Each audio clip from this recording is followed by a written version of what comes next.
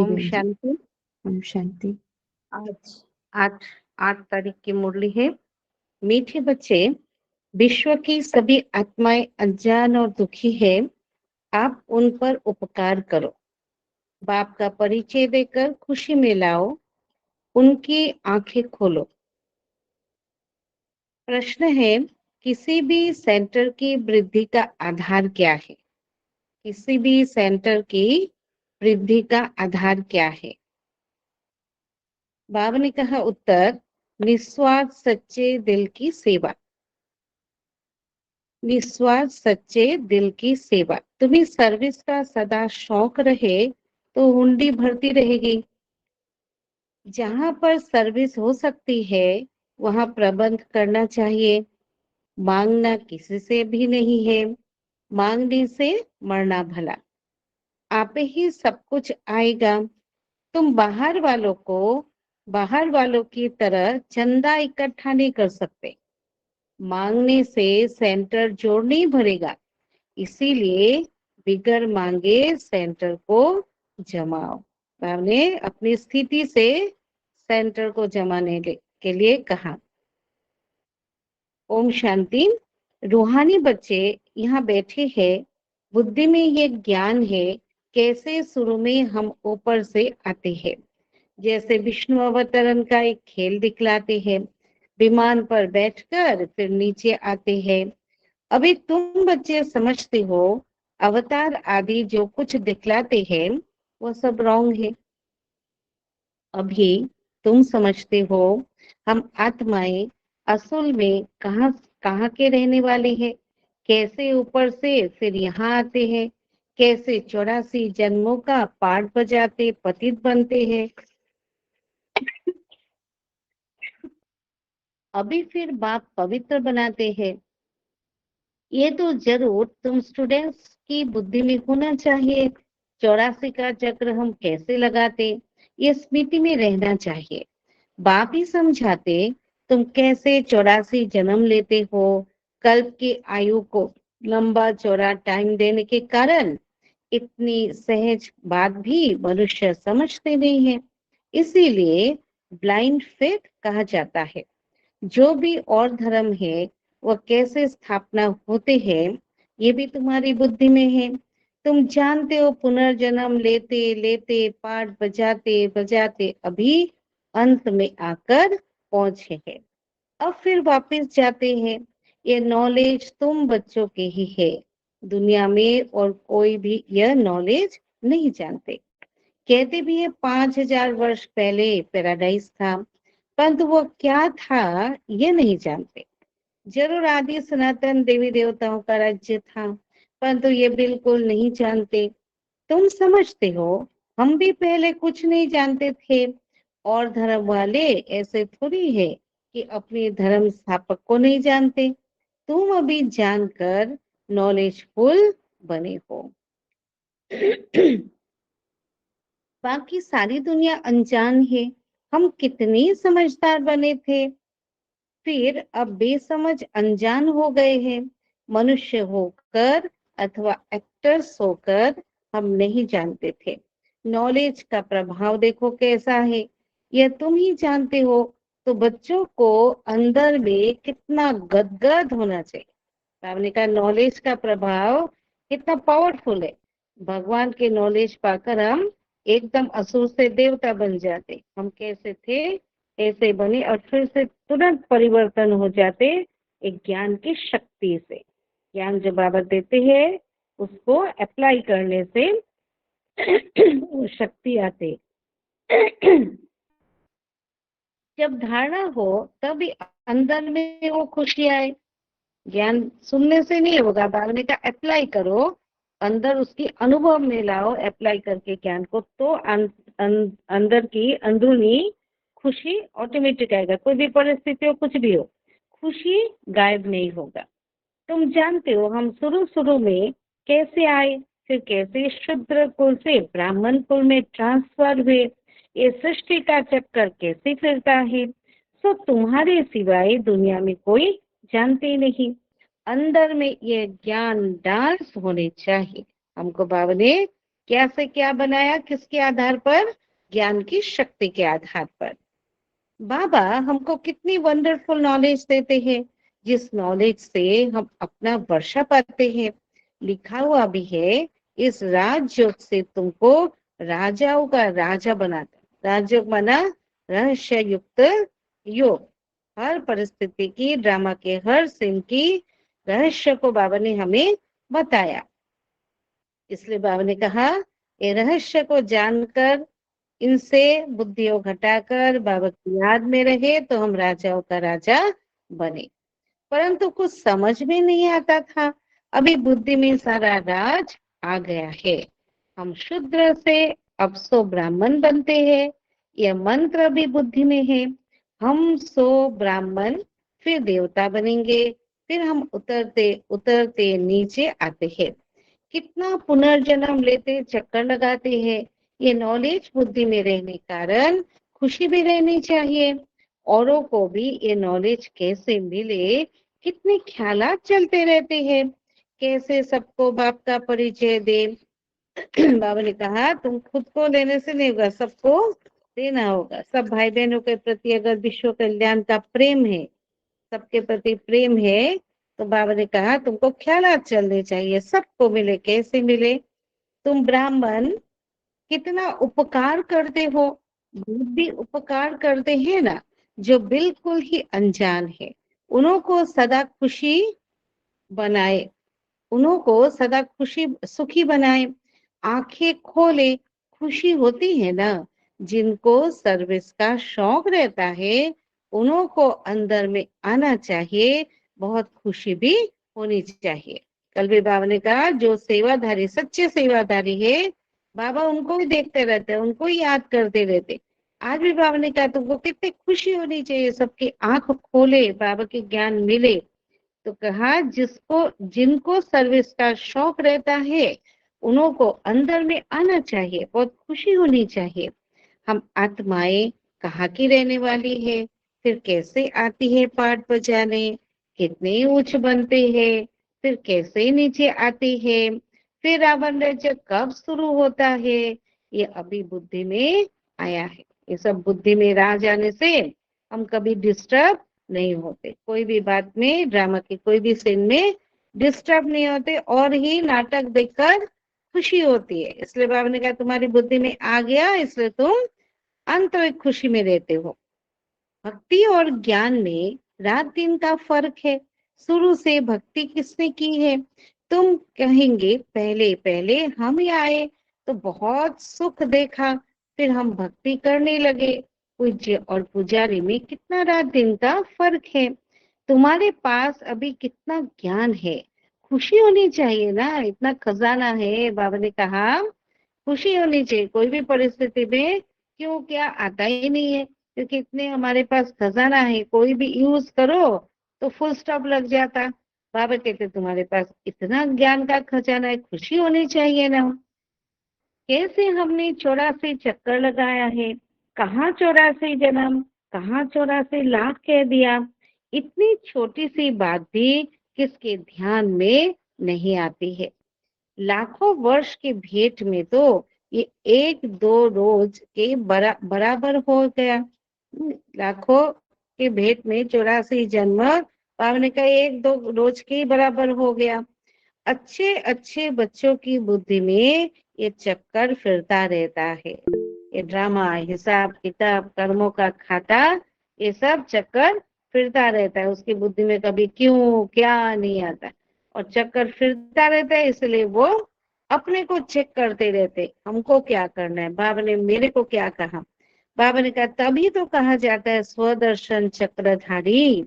अच्छे अच्छे बच्चों की बुद्धि में ये चक्कर फिरता रहता है, तभी कहा जाता है स्वदर्शन चक्रधारी। सत्युग में ये नॉलेज होती नहीं। स्वर्ग का कितना गायन है, वहां से भारत ही था, जो था वो फिर बनना ही है। बाहर से तो इतने में कुछ नहीं आता, साक्षात्कार होता है। तुम जानते हो ये पुरानी दुनिया अब खत्म होनी है, फिर नंबरवार हम नई दुनिया में आएंगे। आत्माएं कैसे आती है पाठ बजाने, वो भी तुम समझ गए हो। आत्माएं ऐसे कोई ऊपर से उतरती नहीं है जैसे नाटक में दिखाते। आत्मा को तो इन आंखों से कोई देख भी नहीं सके। आत्मा कैसे आती है, छोटे शरीर में कैसे प्रवेश करती है, बड़ा वंडरफुल खेल है ये पढ़ाई ईश्वरीय पढ़ाई है। इसलिए ये सारी बातें ईश्वरीय पढ़ाई में पढ़ाई जाती। इन इसमें दिन रात ख्यालात चलनी चाहिए। हम एक बार समझ लेते हैं जैसे कि देख लेते। इतनी बड़ी बात है बाबा ने कहा, एक बार अगर हम ज्ञान को समझ लेते अर्थात वो अनुभव में आ गया, माना मन की आंख ने उसको स्पष्ट देख लिया, दिव्य बुद्धि ने उसका अच्छा से अनुभव कर लिया, देख लिया, फिर हम उसको वर्णन कर सकते। फिर जीवन में कोई कंफ्यूजन प्रश्न कभी नहीं रहेगा। इसलिए बाबा ने कहा ये ज्ञान को समझ के उसको अनुभव में लाना है, अनुभव के नेत्र से देखना है, फिर उसके आधार पर वर्णन करे तो अपने को भी शक्ति मिले, दूसरों को भी वो ज्ञान सुनकर शक्ति मिलती है। आगे जादू वाले लोग बहुत चीजें निकाल दिखाते थे। बाप को भी जादूगर, सौदागर, रत्नाकर भी कहते हैं ना। आत्मा में ही सारा ज्ञान ठहरता है, आत्मा ही ज्ञान सागर है। भल कहते हैं परमात्मा ज्ञान का सागर है, परंतु वो कौन है, कैसे वह जादूगर है, ये किसको भी पता नहीं है।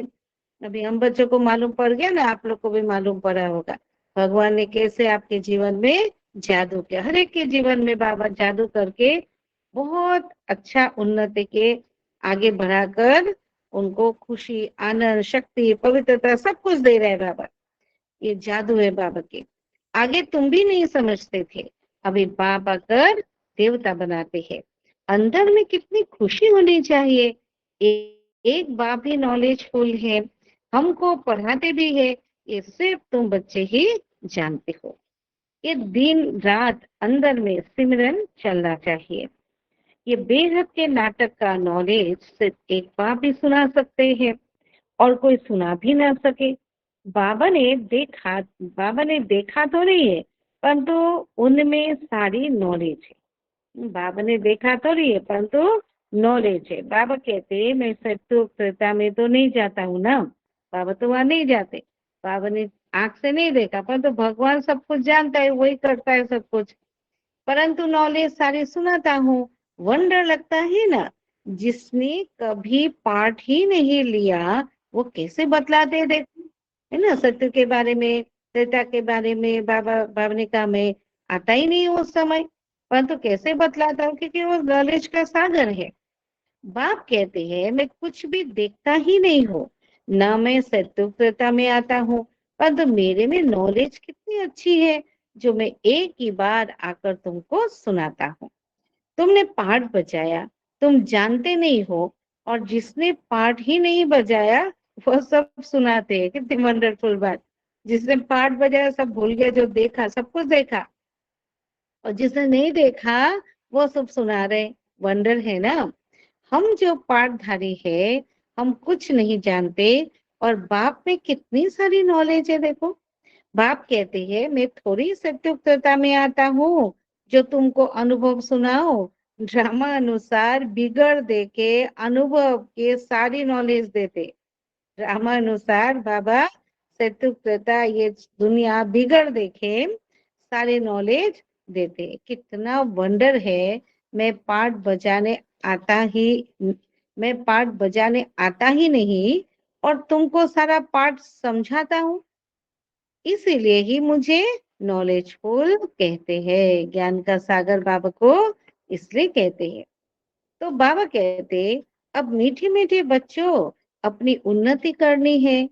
अब सब कुछ जान लिया, बाबा ने बता दिया, अब क्या करना है, इसको उसको नहीं देख के अपनी उन्नति करनी है। तो अपने को आत्मा समझो। उन्नति का पहला कदम अपने को आत्मा अनुभवी बनाकर सारा दिन रखे। आत्मा समझो ये है खेल। तुम फिर भी ऐसे ही खेल करेंगे, देवी देवता बनेंगे, फिर अंत में चक्कर लगाए मनुष्य बनेंगे। वंडर खाना चाहिए तुमको। कहा देवी देवता फिर मनुष्य, वो भी मनुष्य, भिखारी मनुष्य। बाबा कहते वंडर खाना चाहिए, कैसे हम ये खेल में आते हैं। बाबा में ये नॉलेज कहाँ से आई? उनका तो कोई गुरु भी नहीं। ड्रामा अनुसार पहले से ही उनमें पार्ट बजाने की नूंद है, उनका ये पार्ट नूंद है। इसको कुदरत कहेंगे ना। हर एक बात वंडरफुल है, तो बाप बैठ नई नई बातें समझाते हैं। ऐसे बाप को कितना याद करना चाहिए। 84 के चक्कर को भी याद करना है। ये राज भी बाबा ने ही समझाया है। विराट रूप का चित्र कितना अच्छा है। बाबा ने कहा नए नए राज खोलते जाएंगे, इसे रोज मुरली इसलिए सुनना चाहिए। एक बार सुन के भी नहीं, फिर मंथन करना चाहिए, क्योंकि नए नया बाबा कहते राज समझाएंगे। विराट रूप का भी चित्र कितना अच्छा है। जो लक्ष्मी नारायण अथवा विष्णु का चित्र बनाते हैं, वही दिखाते हम कैसे 84 जन्म में आते हैं। हम सो देवता, फिर क्षत्रिय, वैश्य, फिर शूद्र। ये सिमरन करने में क्या कोई तकलीफ होता है क्या? बाबा पूछते हैं। हम क्या थे, क्या बने, अब क्या बनना है, इतना स्मृति में लाने से भी हमारे लाइफ में दिव्यता आती जाएगी, कर्मों में श्रेष्ठता आती जाएगी। बाबा क्या ये समझ तो गए हो, इसको स्मृति में रखने के लिए भी कोई तकलीफ है क्या? बाप है नॉलेजफुल, कोई से पढ़ा थोड़ी है, न शास्त्र आदि ही पढ़ा है। बिगर कुछ भी पढ़े, बिगर गुरु किए इतनी सारी नॉलेज में सुनाई, ऐसा तो कभी देखा ही नहीं। बाप कितना मीठा है ना, सबसे मीठा बाबा है। भक्ति मार्ग में कोई किसको मीठा समझेंगे। जिसको जो आता उनकी पूजा करने लग पड़ते हैं। बाबा बैर सब राज समझाते हैं। आत्मा ही आनंद स्वरूप है, फिर आत्मा ही दुख रूप छीछी बन जाती है। देह अभिमान आने से दुख रूप छीछी बन जाता, आत्मिक स्थिति में आनंदमय बन जाता। तो जब हमको आनंद चाहिए तो आत्मिक स्थिति में रहना चाहिए। भक्ति मार्ग में तो कुछ भी तुम नहीं जानते थे, मेरी कितनी महिमा करते थे, परंतु जानते कुछ भी नहीं। ये भी कितना वंडरफुल खेल है। ये सारा खेल बाबा ने समझाया है। ये खेल देखेंगे तो जीवन बहुत आनंदमय बन जाएगा। इतने चित्र सीरी आदि के कभी देखे भी नहीं थे। अब देखते हैं, सुनते हैं, तो कहते भी है ये ज्ञान तो यथार्थ रहती है, परंतु काम महाशत्रु है, इस पर जीत पानी है तो ये सुनकर ढीले पड़ जाते है ना। ज्ञान तो बहुत अच्छा है। यहाँ बाबा के पास कितने लोग आ जाते थे, अगर बाबा पवित्रता का बात नहीं करते थे, बाबा कहते इसमें ही ढीले पड़ जाते। तुम कितना समझाते हो, समझते ही नहीं। कितनी मेहनत लगती है ये भी जानते हैं। कल्प पहले जिन्होंने समझा था वही समझेंगे। इसलिए फलाना क्यों नहीं आता, ये हमें नहीं सोचना है, हमें सबको देना है। देवी परिवार वाले जितने बनने वाले होंगे उन्हों को ही धारणा होगी। हमको ज्ञान देते जाना है। बाबा कहते दान देते जाओ तुम खजाने का, जिसको बनना है वो जरूर बनेगा, आएगा वो। तुम जानते हो हम श्रीमत पर राजधानी स्थापन करते हैं। बाप का डायरेक्शन है औरों को भी आप समान बनाओ। बाप का डायरेक्शन है जितना हो सके सारा दिन जो मिले कोई ना कोई बाबा की खजाना देते जाओ, आप समान बनाने की कोशिश करो।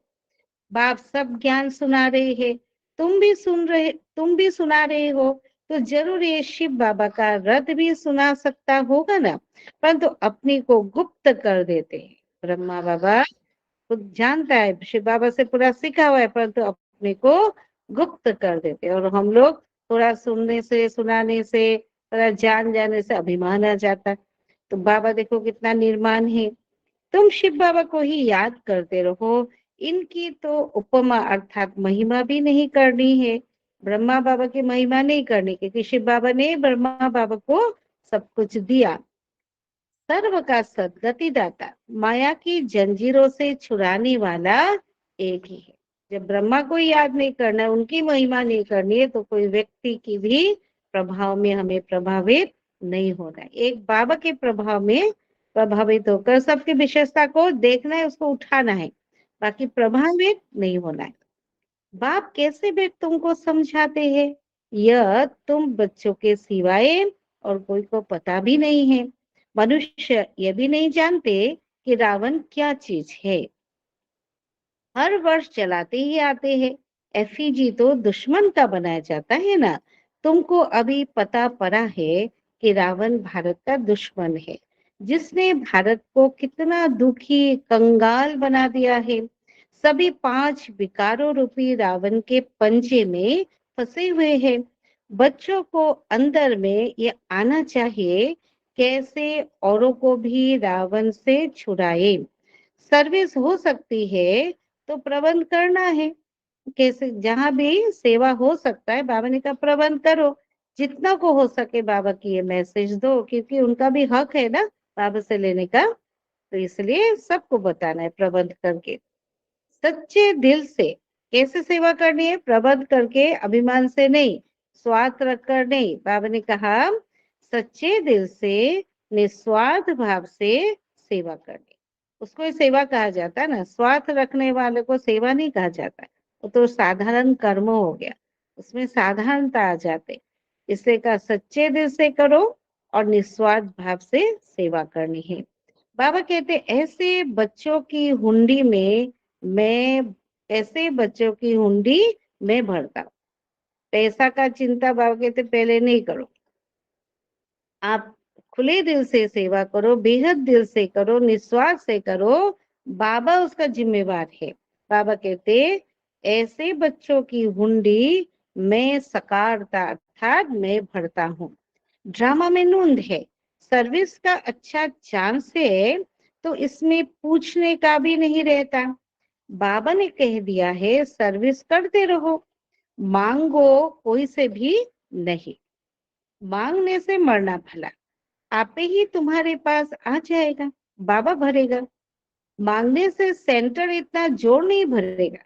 तो ना बाबा कहते मांग के चलाओ तो सेंटर पे वो शक्ति नहीं होती। आप निस्वार्थ भाव से सेवा करो, वो जो बाबा भरता है किसी के द्वारा, तो सेंटर की वातावरण में वो शक्ति, बाबा की प्रसाद में वो शक्ति भरता रहता। बिगर मांगे तुम सेंटर,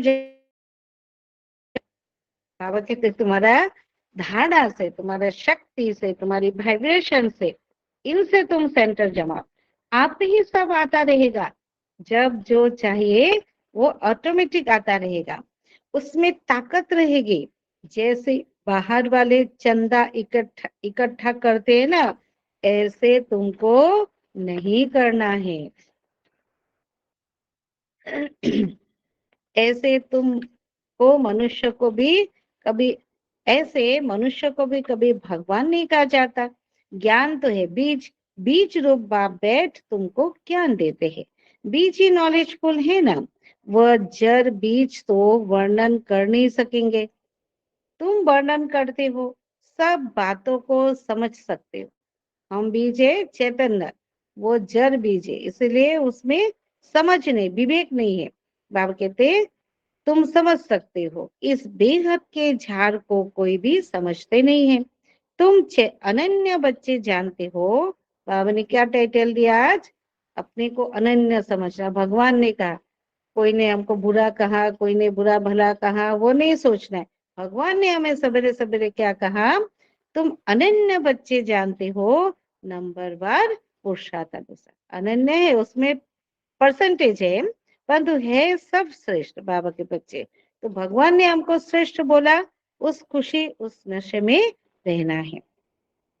बाबा समझाते हैं माया भी प्रबल है, कुछ सहन भी करना पड़ता है ना। इतना सारा विकारी लोगों के साथ, सारे तो विकारी है, भले ब्राह्मण बने फिर भी तो संस्कार तो सबका सुधरा हुआ नहीं है ना, सब पुरुषार्थी है। तो सबके बीच में रहकर थोड़ा सहन तो करना पड़ेगा, और सहन शक्ति बढ़ाना ही है। इसलिए बाबा ने कहा माया प्रबल है, इसलिए कुछ सहन भी करना पड़ता है। कितने करे करे विकार है, कितने संस्कार 63 जन्म का करे करे विकार है। अच्छे अच्छे सर्विस करने वालों को चलते चलते ऐसी माया की चमट लग जाती है, कहते हम तो गिर गए, है ना। तो इसलिए हमें उनको नहीं देखना है, उनको देखेंगे हमारे में वो प्रभाव आ जाएगा, हमारे में भी वो विकार आ जाएगा। बाबा को भी पता है हम में ये विकार है, बहुत कुछ करे करे संस्कार है, फिर भी बाबा हमको मीठे मीठे बच्चे कहते, इसलिए हमको भी वो सीखना है। अपना पुरुषार्थ अपने साथ, उनका परिवर्तन उनके साथ, हमें अपना परिवर्तन करना है। और ड्रामा के सीन को, ड्रामा के रहस्य को, कर्मों के हमारे साथ किसका क्या गति है उसको समझ के हमको थोड़ा सा सहन करके शक्ति को बढ़ाकर चलना। आत्मा की शक्ति बढ़ेगी ना तो सहन कर रहे हैं ये भी फील नहीं होगा। सहन शक्ति माना फील नहीं होगा कि हम बहुत सहन कर रहे, हमारे आत्मा में बल नहीं होता तब ऐसे लगता हम बहुत सहन किया। इसलिए बाबा कहते हैं थोड़ा बल भरो आत्मा में, क्योंकि माया का दुनिया है। अच्छे अच्छे सर्विस करने वालों को चलते चलते ऐसी माया की चोट लग जाती है, कहते हम तो गिर गए। सीढ़ी ऊपर चढ़ते चढ़ते नीचे गिर पड़ते हैं, तो की कमाई सारी चट हो पड़ती है। दंड तो जरूर मिलना चाहिए ना। बाबा क्या कहते, बाबा को जान के भी उसके बाद भी अगर हम विजय प्राप्त नहीं करते, दंड तो जरूर मिलना चाहिए। अब दूसरों को मिलना चाहिए तो हमको भी मिलना चाहिए, इसीलिए किसी को क्या मिलना चाहिए हमको उसमें कोई कंसर्न नहीं है। बाबा हर एक का कर्म जानता है और खुद जानते, हम अपना कर्मों को जानते और अपने कर्मों को श्रेष्ठ करना है वो रियलाइज करके आगे बढ़े, नहीं तो दंड तो बाबा का मिलना ही चाहिए, अर्थात मिलेगा जरूर। तो दंड खाने के लिए थोड़ी बाबा का बच्चा बना है ना। बाप से प्रतिज्ञा करते हैं, ब्लड से भी लिख कर दिया फिर भी गुम हो गए। बाबा पक्का करने के लिए देखते भी है, सुना देखना बाबा परीक्षा हमारे सामने लाता है पक्का करने के लिए, ठोकर ठाकर खिला खिला कर बाबा देखते ठीक ठाक है, कोई टूटा फूटा तो नहीं है, बाबा अच्छे को पसंद करेगा ना। इसलिए बाबा कहते मैं देखता हूँ क्या क्या करते, कैसे कैसे परिस्थिति आने से भी अपने को मजबूत बना के रखते या ढीला हो जाते। इसलिए बाबा ने कहा ब्लड से भी लिख कर दिया फिर गुम हो गए। बाबा पक्का करने के लिए देखते भी है, इतनी युक्तियां करते हुए भी फिर दुनिया की तरफ चले जाते। इतना बाबा देने के बाद भी भगवान क्या नहीं देते, और सब कुछ अच्छा से अच्छा देते, सबसे श्रेष्ठ देते, फिर भी दुनिया के तरफ चले जाते। कितना सहज समझाते हैं, पाठधारी को अपने पाठ का ही सिमरन करना चाहिए। पाठधारी को जैसे आप नाटक में पाठ करो तो आप अपना डायलॉग बाई हार्ट करोगे ना, दूसरों का डायलॉग थोड़ी बाई हार्ट करोगे। बाबा ने कहा आप जो पाठधारी हो आपका अपना जो पाठ है उसका सिमरन करो, उसके प्रैक्टिस करो। आपको क्या पाठ बजाना है वो प्रैक्टिस करो, अपना पाठ कोई भूल थोड़ी सकता है। बाप तो रोज रोज भिन्न भिन्न प्रकार से समझाते रहते हैं, तुम भी बहुतों को समझाते हो, फिर भी कहते हैं हम बाबा के सन्मुख जाए।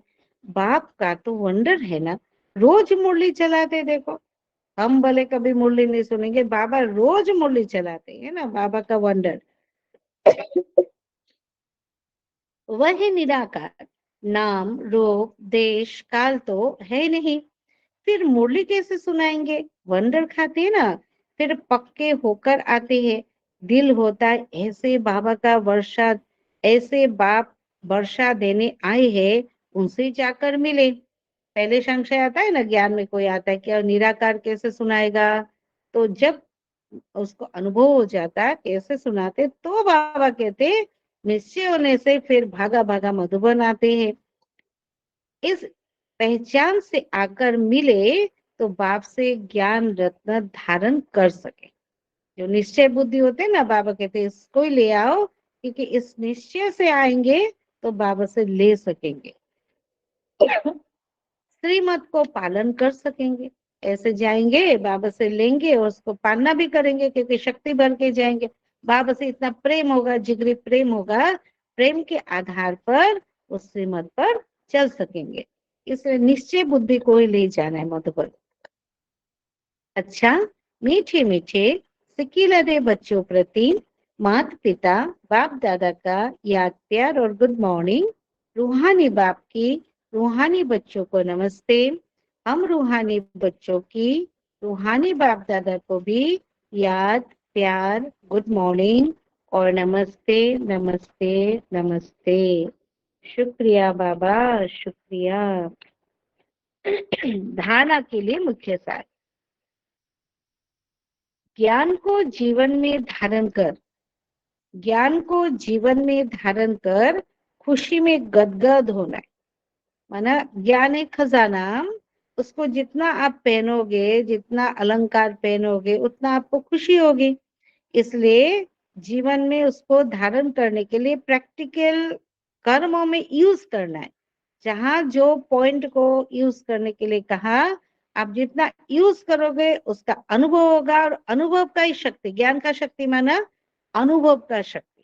जितना अनुभव की शक्ति आएगा तो कोई भी परिस्थिति आपको हिला नहीं सकेंगे। आप खुशी में गदगद रहेंगे। विजय को ही खुशी होता है ना। तो ज्ञान को आहरण करेंगे तो खुशी होगी।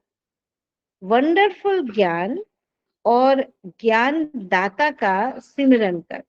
वंडरफुल ज्ञान और ज्ञान दाता का सिमरन कर ज्ञान डांस करना है। अर्थात आंतरिक खुशी में रहना है, मस्त में रहना है, मस्ती पे चलना है। बाबा की मस्ती, ईश्वरीय नशे पे तब हम चल सकेंगे सारा दिन। दूसरा, अपने पाठ का ही सिमरन करना है। अपना ही पाठ का सिमरन करो, दूसरों का नहीं करो। दूसरों का करने से आप गिरोगे, अपना करने से चढ़ेंगे। तो इतना दिन तो दूसरों का ही किया, अब भगवान मिला, अब हमें सिखा रहे स्वदर्शन चक्र फिराओ। तो अपने पाठ का ही सिमरन करना है। मुझे क्या करना है, सिमरन बना मुझे क्या करना है, कैसे चलना है, इस सेकंड में क्या सोचना है। बाबा हर सेकंड के लिए 24 घंटे में हमें क्या करना है हर बात बता दिया। तो बाबा ने कहा समय समय पर क्या करना है उसका सिमरन करो, आपको आपका लक्ष्य के अनुसार, और उस पे चलो, दूसरों को नहीं देखना। ये एक माया है, हम दूसरों को देखते हैं ना। अपने पाठ का ही सिमरन करना है, दूसरों के पाठ को नहीं देखना है। माया बड़ी प्रबल है, माया बड़ी प्रबल है, इसलिए खबरदार रहना है, खबरदार रहना है। बाबा ने वार्निंग दे दिया सवेरे सवेरे। सारा दिन आने वाले है ना माया, पता नहीं कौन सा रूप में आने वाला है। इसलिए बाबा वार्निंग दिया कि आप अटेंशन दो। माया का दोष नहीं, हो तो आएगा। आप अपने को बचाने के लिए अटेंशन देकर खबरदार रहो, अपनी उन्नति में लगे रहो। सारा दिन अपना अपना चार्ट बनाना है, मन का चार्ट, बुद्धि का चार्ट। हम क्या सोचे, क्या बोले, क्या देखे, क्या निर्णय ले, कैसे चलना है। बाबा ने कहा चार्ट बनाकर अपनी उन्नति में सूक्ष्मता से लगे रहो। सर्विस का शौक रखो, सेवा करो।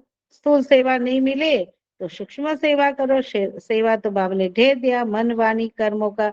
अपने चलन से सेवा, अपने गुणों से सेवा, अपने कर्मों से सेवा। हर समय हम सेवा कर सकते, कोई सेवा हमको दे ना दे। इसलिए बाबा ने कहा अपनी उन्नति में लगे रहो और सेवा का शौक रखो, उसमें बिजी रहो। वरदान। अच्छाई पर प्रभावित होने के बजाय उसे स्वयं में धारण करने वाले परमात्म स्नेही भव। अच्छाई पर प्रभावित होने के बजाय उसे स्वयं धारण करने वाले परमात्म स्नेही भव। अगर परमात्म स्नेही बनना है तो बॉडी कॉन्शियसनेस की रुकावटों को चेक करो। कई बच्चे कहते हैं ये बहुत अच्छा है या अच्छी है, इसलिए थोड़ा रहम आता है। कोई का किसी के शरीर से लगाव होता तो कोई का किसी के गुणों व विशेषताओं से होता। लेकिन वो विशेषता व गुण देने वाला कौन?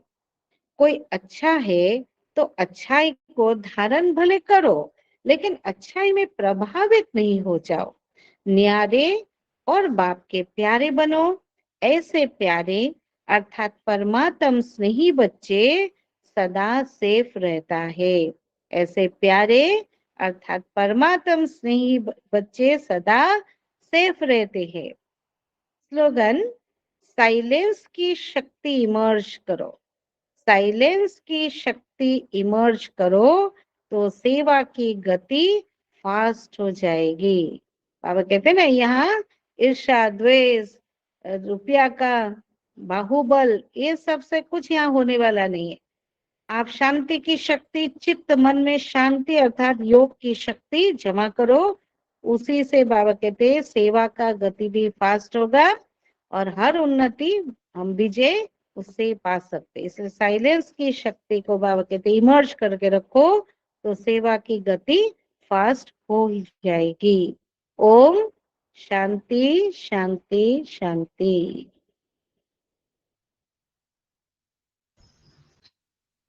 ओम शांति बहन जी। ओम शांति सभी फरिश्तों को।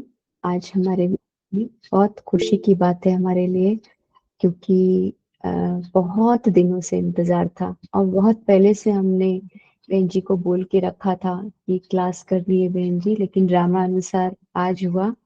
तो बहुत, और जब हम गुवाहाटी सेंटर जैसे रूपनगर सेंटर में जब हम मुरली सुनते थे और कभी बहन जी का आना होता था और जब मुरली सुनते थे तो ऐसे जैसे रोंगटे खड़े हो जाते थे हमारे, इतना इतना अंदर में जोश और दम भर जाता है। तो बहुत दिनों से इंतजार था बहन जी, बहुत बहुत शुक्रिया आपका। अब हम छोटा सा परिचय बहन जी का देना चाहेंगे।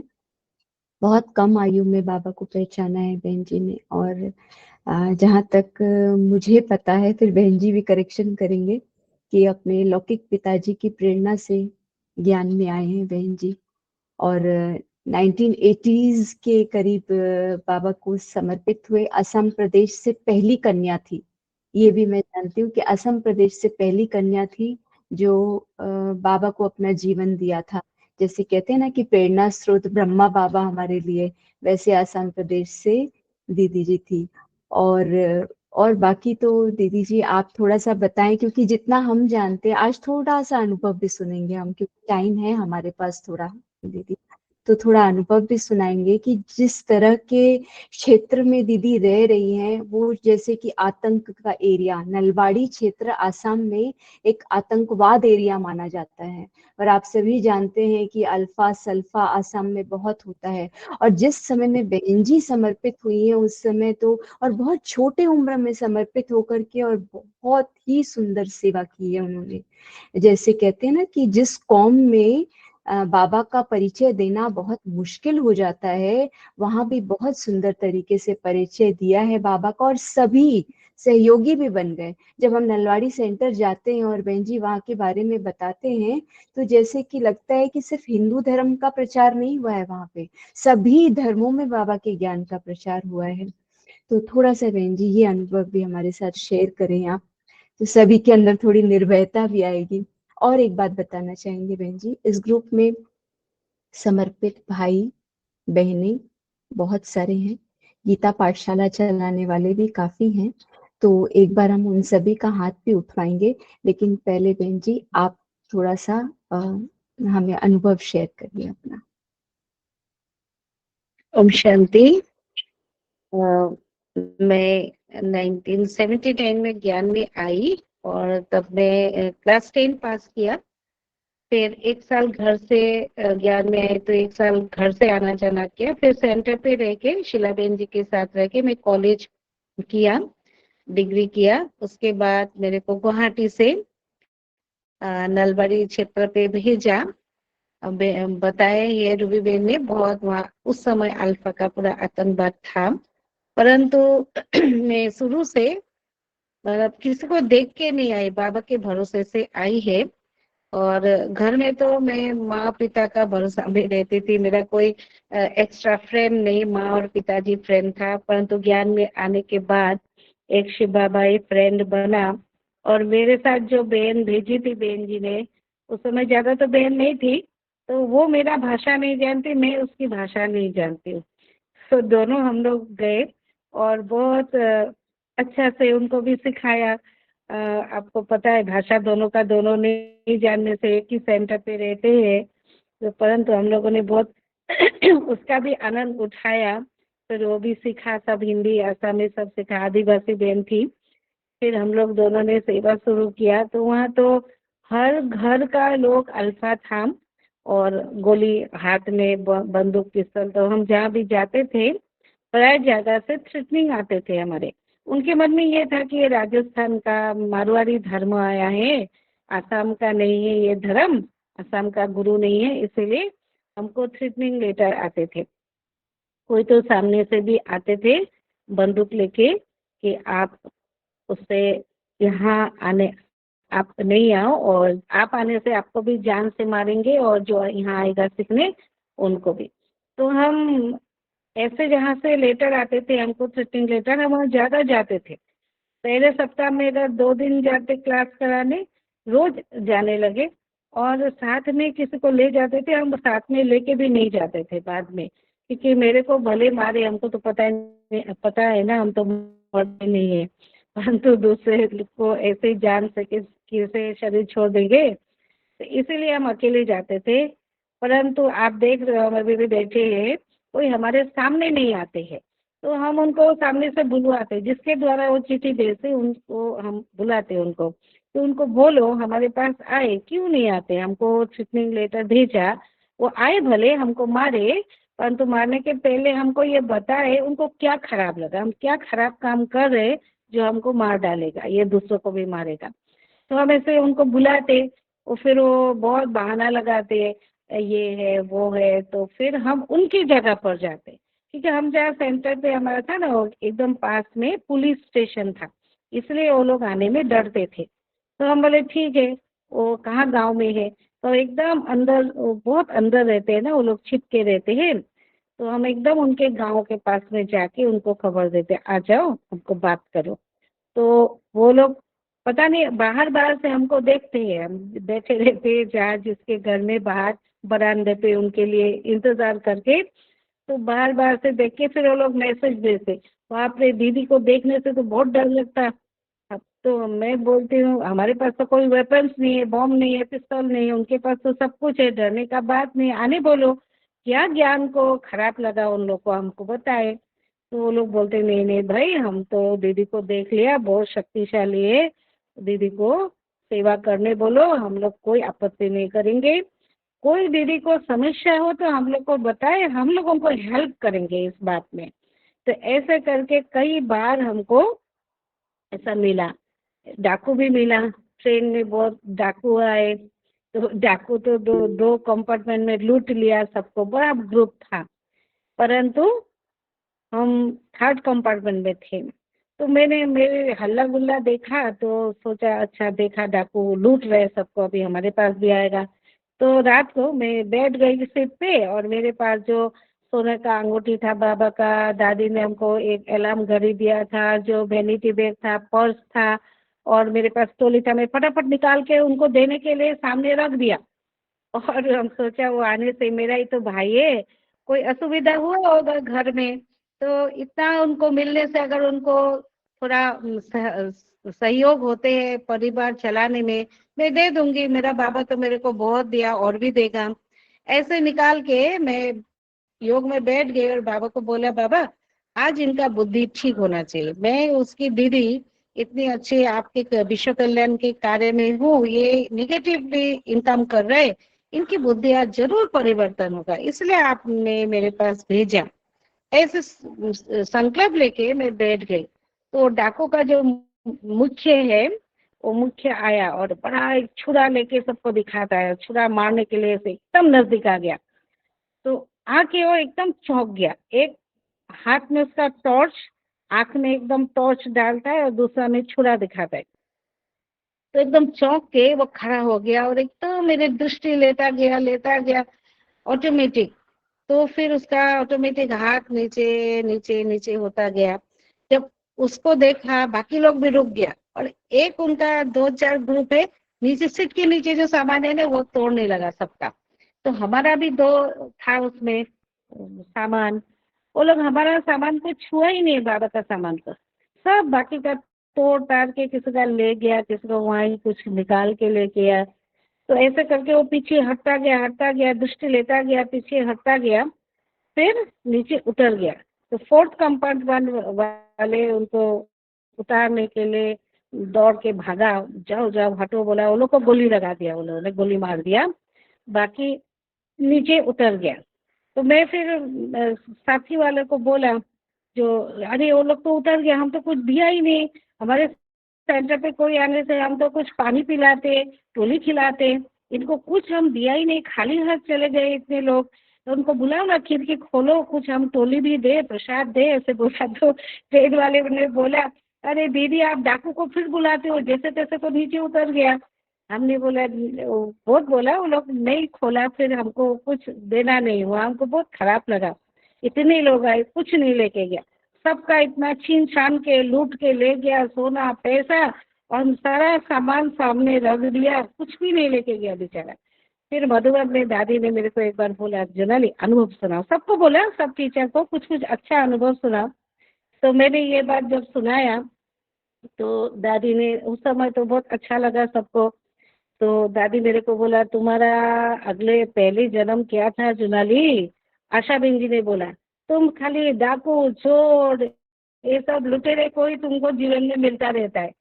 तुम पहले क्या थे, हम लोग पता नहीं कर्मों का क्या खाता है।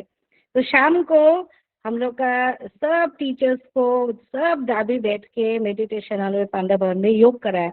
योग के बाद मेरा नाम अनाउंस किया, फिर सब दादियों के सामने मेरे को बुलाया। सब दादियाँ कुछ ना कुछ मेरे को गिफ्ट, कोई ड्राई फ्रूट, कोई कपड़ा, कोई कुछ देते थे और हमको दृष्टि देते थे। और दादी ने, प्रकाशमणि दादी ने सबको बात बताया और बोला, आपके ऊपर यज्ञ का नाच है, आप ये शक्ति को, आत्मा शक्ति को बढ़ाओ। तो जब मैं वो गिफ्ट ले रहे थे तो वो डाकुओं का याद आया मेरे को। तुम लोगों ने हमारे सामने हमको दर्शन दिया, तुमको हम कुछ नहीं दे पाया और तुम्हारा नाम से मुझे इतना आशीर्वाद, इतना शक्ति, इतना गिफ्ट मिला। बाबा के कमरे में जाके मैं बाबा को बोला, बाबा उनको भरपूर करना और उनका जीवन जरूर परिवर्तन होगा, क्योंकि अगर मेरे को देख के उनको कुछ अनुभव होता था, वो फोर्थ फिफ्थ जाके लूट सकता था, परंतु उनके मन में जरूर आया कि ये काम ठीक नहीं है, आज से नहीं करेंगे, तो उतर गया। तो ऐसे बहुत चोर डाकू और उग्रवादी का बहुत अनुभव है हमारे पास। और बाबा ने, पता नहीं, मैं ऐसे घर में ऐसे नहीं थी, लौकिक में कहीं अकेले नहीं जाते थे, माँ पिता के सामने, बरामदा में भी बाहर जाने से माँ को बोलते मैं उधर हुआ, ऐसे में डर वाली थी, डरपोक वाले थे, बहुत नाजुक नेचर, बहुत नाजुक।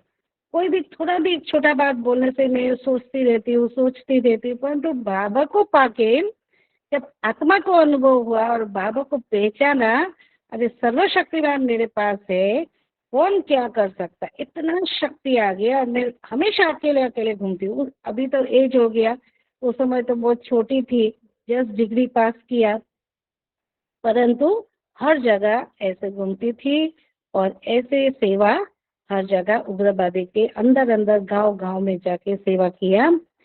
तो आज नलबाड़ी में बहुत सेंटर है और बहुत अच्छा फला फूला निर्विघ्न सेवा चल रहा है।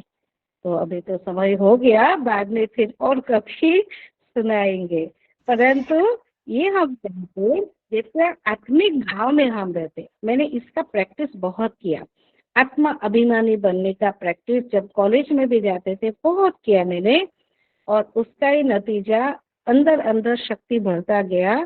और ये मैं हमेशा अनुभव सूक्ष्म चेकिंग करती थी, मैं कोई व्यक्ति में प्रभावित तो नहीं हूँ, व्यक्ति में प्रभावित तो नहीं, कोई वस्तु में प्रभावित तो नहीं हूँ, भाव में प्रभावित हूँ। अगर कहीं बुद्धि कहीं भी जाता है, निगेटिव में भी पॉजिटिव में भी, कहीं भी कोई तरीके से जाता है, तो तुरंत मैं बाबा से मेरे को क्या नहीं मिला वो देखती हूँ और बाबा को मैंने कैसे समर्पित नहीं किया। कोई खराब बात हो, बाबा को समर्पित किसलिए नहीं कर पाया, फुल स्टॉप नहीं ले लगा पाया, उसमें क्या मैं और मेरा में आता है मन में, ये सब चेकिंग हमेशा अंदर अंदर बहुत करती रहती हूँ।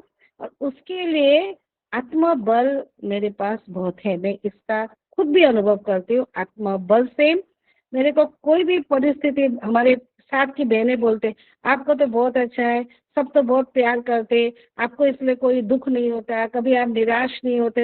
हम हमेशा मस्ती में रहते, कोई एक बूंद आंसू कभी नहीं देखा मेरा, या चेहरे में कोई उदास नहीं देखा, क्योंकि होती ही नहीं हुआ, मैं अपनी मस्ती में रहती, क्योंकि हमको पता है सबका ड्रामा में पार्ट है, अपना अपना कर रहे हैं। मैं अपना आत्मा शक्ति को बढ़ाकर एक बाबा की संग साथी बनाकर चलते रहे तो कोई कुछ हमारा बिगाड़ नहीं सकता। भगवान सत्य है, न्याय हमारे साथ है, भगवान साथ है मैंने न्याय हमारे साथ है, कोई अन्याय हमको कर नहीं सकता।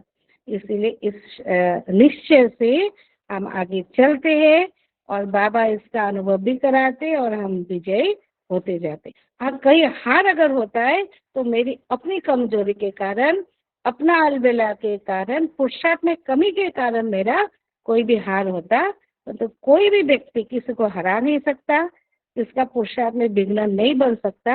ये मेरा अनुभव है। ओम शांति।